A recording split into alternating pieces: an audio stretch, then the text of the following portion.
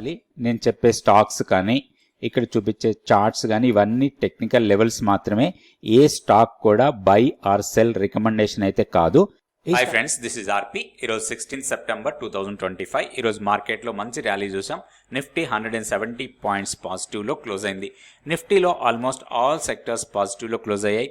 And auto top performance 1.44% లాభాల్లో close అయింది auto sector. తర్వాత రియాలిటీ, ఇన్ఫ్రా, ఎఫ్ఎంసీజీ, ఒక్క ఎఫ్ఎంసీజీ మాత్రమే నెగిటివ్గా క్లోజ్ అయింది, కానీ మిగిలిన సెక్టర్స్ అన్ని కూడా పాజిటివ్గా క్లోజ్ అయ్యాయి. నిఫ్టీ 50 స్టాక్స్ చూద్దాం. నిఫ్టీ 50 స్టాక్స్లో 41 స్టాక్స్ పాజిటివ్ ఉంటే ఓన్లీ 8 స్టాక్స్ నెగిటివ్లో క్లోజ్ అయ్యాయి. మార్కెట్ బ్రెడ్త్ చాలా స్ట్రాంగ్గా కనిపించింది. ఈవెన్ నిఫ్టీ 500 స్టాక్స్లో తీసుకున్నా కానీ 335 స్టాక్స్ అడ్వాన్స్ ఉంటే 157 స్టాక్స్ డిక్లైన్లో ఉన్నాయి. సో మార్కెట్ బ్రెడ్త్ చాలా పాజిటివ్గా ఉండింది. అండ్ బాగా పెరిగిన స్టాక్స్ చూస్తే కోటక్ బ్యాంక్ టాప్లో ఉంది 2.58%. తర్వాత LNT, M&M, Maruti, Eicher motors, Bharti Airtel ఇవన్నీ లాభాల్లో క్లోజ్ అయ్యాయి.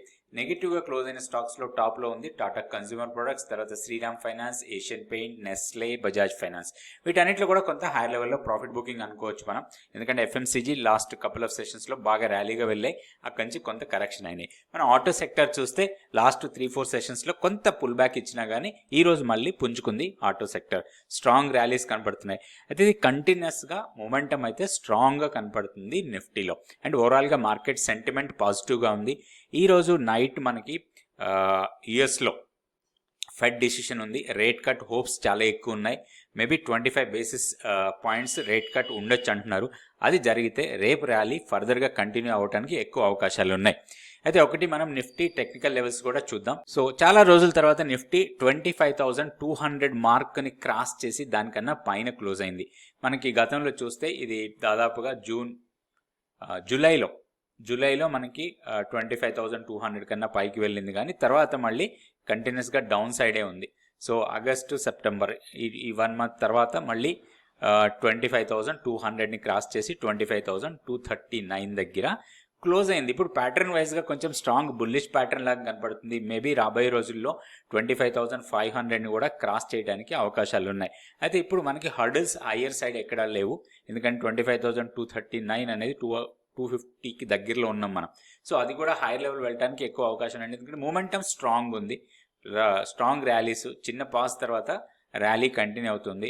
ఇప్పుడు మనం అబ్జర్వ్ చేయాల్సింది నెక్స్ట్ లెవెల్ 25,350. అది ఒక చిన్న టెక్నికల్ గ్లిచ్ లాగా ఉంటుంది. అక్కడ కొంత రెసిస్టెన్స్ ఫేస్ చేయొచ్చు. దాన్ని క్రాస్ చేస్తే 25,525 వరకు వెళ్ళడానికి అవకాశాలు ఉన్నాయి. ఇప్పుడు డౌన్ సైడ్ మనం స్ట్రాంగ్ సపోర్ట్ పాయింట్స్ చూద్దాం. ప్రీవియస్ డే లో ఏదైతే ఉందో దాన్నే మనం స్ట్రాంగ్ సపోర్ట్ లాగా తీసుకోవచ్చు. 25,070 ఆర్ 25,080. దానికన్నా కిందకి వస్తే 25,000 మాత్రం స్ట్రాంగ్ బేస్ లాగా ఉండొచ్చు రాబోయే రోజుల్లో. మన కీ లెవెల్ మాత్రం దానికన్నా కొంచెం కింద ఉంది 24,900. కీ లెవెల్ కన్నా పైన ఉన్నప్పుడు బై అండ్ డిప్స్ మోడ్లో ఉండొచ్చు. మనం గతంలో కూడా అదే అనుకున్నాం. ఎప్పుడైతే మన కీ లెవెల్ని క్రాస్ చేసి దానికన్నా పైకి వెళ్ళిందో ఇప్పుడు చూస్తే మనకి దాదాపుగా ఒక 700 పాయింట్స్ మనం ర్యాలీ చూసాం మన కీ లెవెల్ని బ్రేక్ చేసిన తర్వాత. సో కీ లెవెల్ మళ్ళీ హైయర్ లెవెల్కి షిఫ్ట్ అవుతూ ఉంటుంది. మన కీ లెవెల్నే మనం స్టాప్ లాస్ లాగా కంటిన్యూ చేసుకోవచ్చు. హైయర్ లెవెల్లో ఇప్పుడు మనం ఆల్రెడీ లాంగ్ పొజిషన్స్లో ఉన్నాము. లాంగ్ పొజిషన్స్ని ప్రాఫిట్ కింద బుక్ చేసుకోవడానికి మనకి best level 25,500. Nifty 25,500 or 525 levels వచ్చినప్పుడు మన లాంగ్ పొజిషన్స్ని ఇండెక్స్లో క్యాష్ కింద కన్వర్ట్ చేసుకోవచ్చు. ఇప్పుడు బ్యాంక్ నిఫ్టీ లెవెల్స్ చూద్దాం. ఇది bank Nifty daily candlestick chart. ఈరోజు బ్యాంక్ నిఫ్టీలో కూడా ఒక స్ట్రాంగ్ మూమెంటమే చూసాం. హైయర్ లెవెల్కే వెళ్ళింది. 55,000 క్రాస్ చేసింది. 55,147 దగ్గర క్లోజ్ అయింది. ఇంపార్టెంట్గా ఏంటంటే మన కీ లెవెల్ని బ్రేక్ చేసింది. సో మనం బై అండ్ డిప్స్ మోడ్లో ఉండొచ్చు ఇప్పుడు బ్యాంక్ నిఫ్టీలో కూడా. ఇప్పుడు ఒకటి టెక్నికల్గా రెసిస్టెన్స్ పాయింట్ కనపడుతుంది 55,200 దగ్గర. దాన్ని క్రాస్ చేస్తే నెక్స్ట్ 50 DMA మనకి రెసిస్టెన్స్ లాగా ఉండొచ్చు. అది 55,580 దగ్గర ఉంది.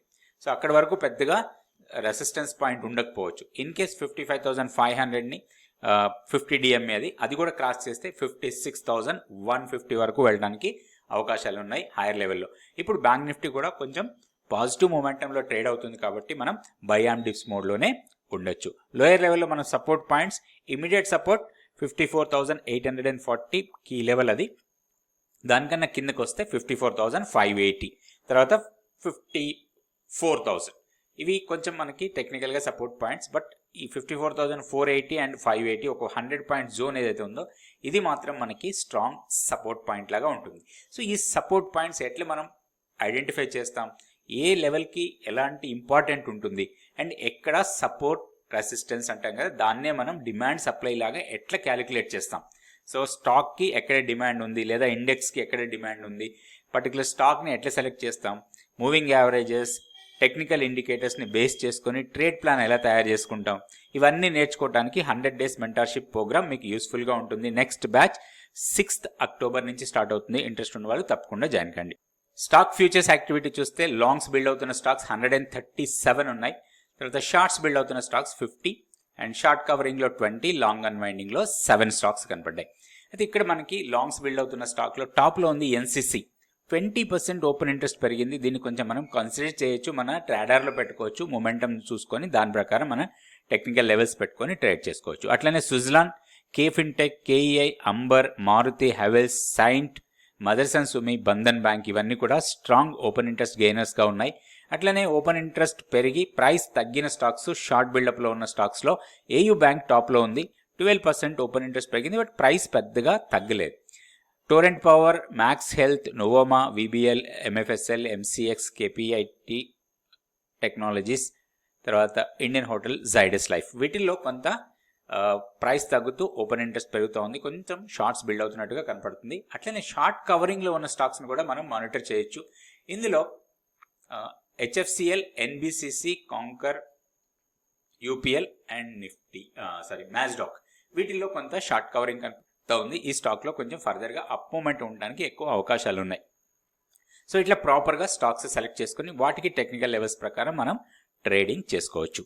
నెక్స్ట్ మనం సెన్సెక్స్ లెవెల్స్ కూడా చూద్దాం. ఇది సెన్సెక్స్లో కూడా ఈరోజు స్ట్రాంగ్ ర్యాలీనే చూసాం. 594 పాయింట్స్ పాజిటివ్గా 82,380 దగ్గర క్లోజ్ అయింది. అండ్ ప్యాటర్న్ వైజ్ కూడా స్ట్రాంగ్ ప్యాటర్న్ కనపడుతుంది. ఇప్పుడు మనకి ఒక బ్రేక్అవుట్ కూడా రావచ్చు హైయర్ లెవెల్లో. ఇప్పుడు ఇమీడియట్ రెసిస్టెన్స్ మనకి 82,780 దగ్గర కనపడుతుంది. అది బ్రేక్ చేస్తే మాత్రం ర్యాలీ కంటిన్యూ కావచ్చు. 83,800 వరకు వెళ్ళడానికి అవకాశాలు ఉంటాయి. ఇన్ కేస్ 82,800ని క్రాస్ చేస్తే అక్కడి నుంచి దాదాపుగా 1000 పాయింట్స్ అప్ సైడ్కి.